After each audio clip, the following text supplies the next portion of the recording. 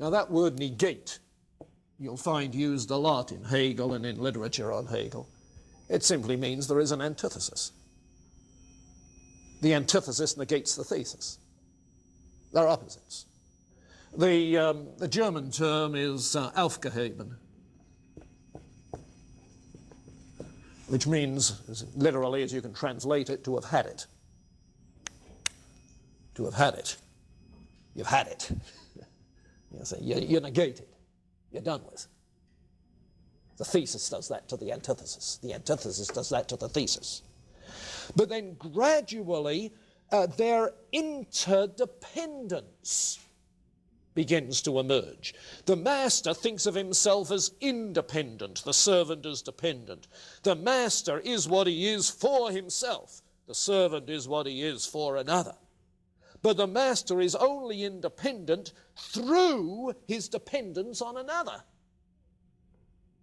And the servant, in his being for the other, achieves not only his dependence, but something of an independence. He is for himself what he is. Do you remember the upstairs, downstairs movies? Are they from before your era? Blank looks, you must have been. Well, it was an Edwardian scene in England where the aristocratic family upstairs had family servants downstairs, of whom the butler stood out. So when European nobility came to dinner, they wanted to meet the butler. Can you imagine it? You see, that butler, in being the servant to his master, had achieved such an identity that the nobility wanted to meet him. Couldn't have done it by himself. And the master couldn't have been the master he was without the servant. The final scene in the series was a very happy synthesis, where the servant, the butler, is so sick he's having to retire and be pensioned off, and the master goes and sits down beside his bed in the basement, and they talk like old buddies. And the barriers have gone. You see? And there's a relationship, a synthesis that's achieved. Now, I don't know if the author upstairs, downstairs had read Hegel, but it sure sounded like it to me. You see? Master-servant relationship. The interdependence. You see, it's not a matter of individuals being dependent. It's not a matter of individuality meaning independence. That's what's broken up marriages with the development, I'm afraid, of some aspects of the feminist movement, because the feminist movement has tried to achieve independence rather than mutuality of interdependence. They've tried to avoid dependence and have striven for independence rather than interdependence, you see. And it's been very problematic in our society. I think we have to overcome over-dependence, but not in an impossible independence. That's the individualistic 18th century note. You see. It's interdependence where the thing comes together, the synthesis. Well, you get the same sort of picture in the Stoic, skeptic, unhappy consciousness. The Stoic, that's really the thesis stage, because a Stoic, in the freedom of his thought, asserts his independence of all externals. Remember the Stoic attitude? You see? In the freedom of my mind, I'm independent of whatever may happen to my body. You remember Epictetus, the slave whose master broke his leg? He stoically took it.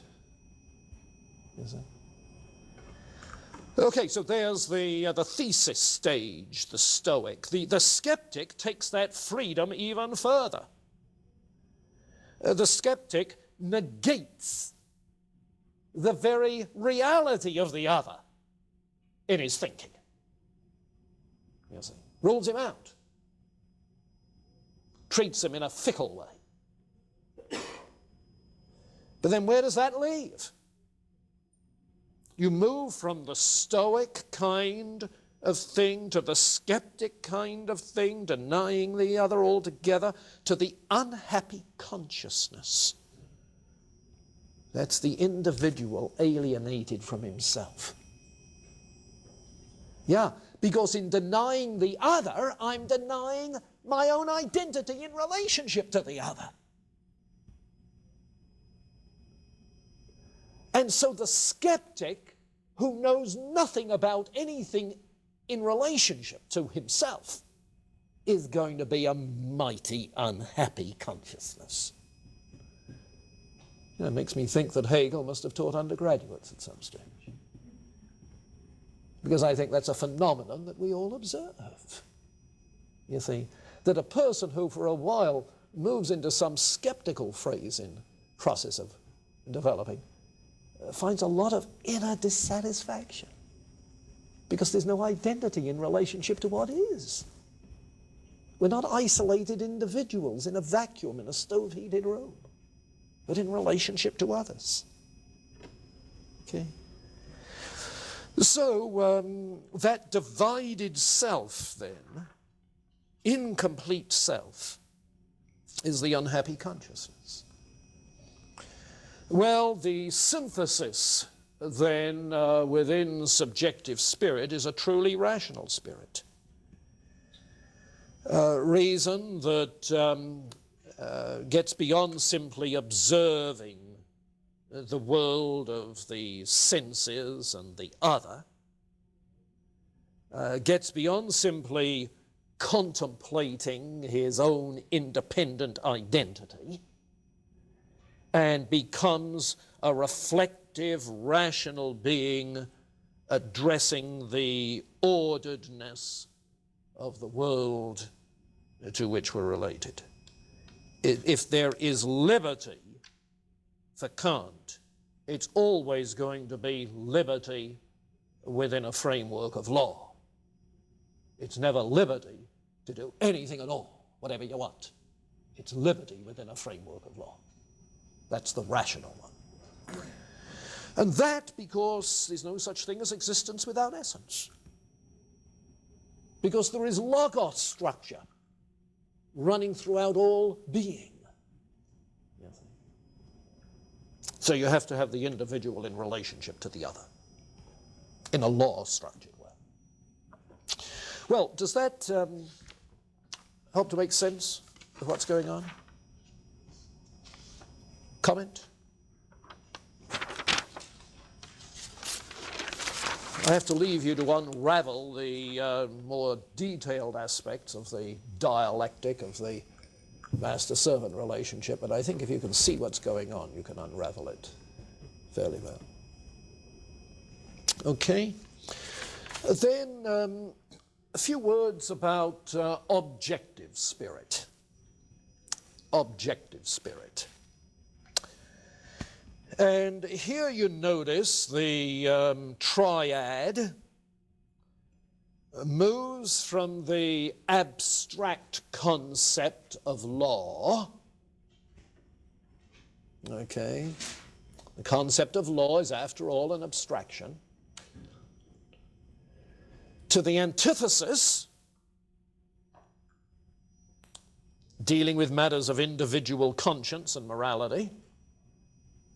Law in the abstract to the most concrete,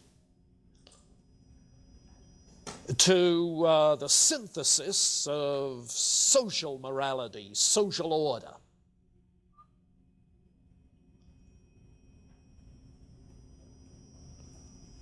As I say, law in the abstract provides the context for dealing with freedom.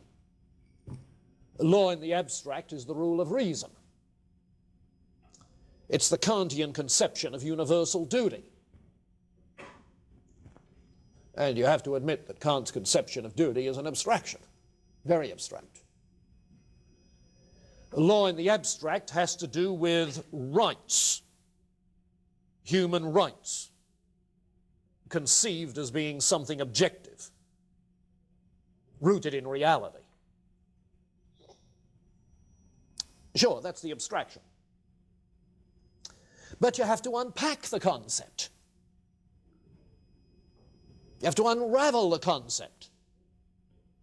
And you begin to do so when you turn from those universalized abstractions about law and rights to questions of individual consciousness, from something like law, which is completely objective, to something like conscience, which is very inward, very subjective in the sense of inwardness. From talking of objective duty to talking of my emphasis. Now, of course, Kant works with both, acting out of a sense of duty. His is sort of like a moral sense philosophy, as well as one of objective rights and duty. The thesis and the antithesis. But what Hegel tries to do is to bring these two together in a synthesis of a social ethic, addressing the social order. You see, that's where he makes a big step forward, at least a big step beyond Kant and Kant's predecessors. For the simple reason that Kant's predecessors and Kant himself thought of individuals as free individually. Thought of individual rights as the last point of reference. Robinson Crusoe theory. Hegel, on the other hand, sees individuals achieving rationality only in relationship. And so which is the more ultimate concern? Individual or social institution?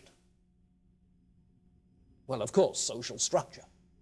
Ordered relationships, which is what we mean by social institution. A law-governed pattern of relationships among individuals. Social institution. And so in the synthesis, he sees it getting much more concrete. It's in social structures that we live out our morality. It's in social structures that we have to act rationally. There is where the rule of laws pertains. And so he has a lot to say about family.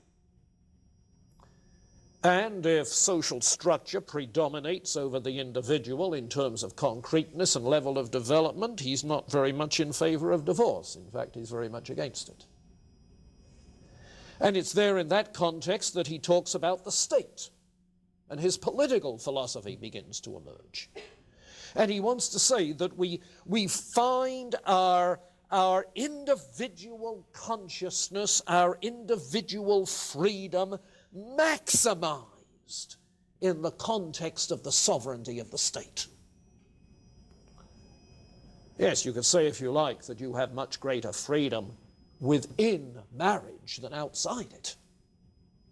And you have much greater freedom within the state than in some anarchistic realm. You see.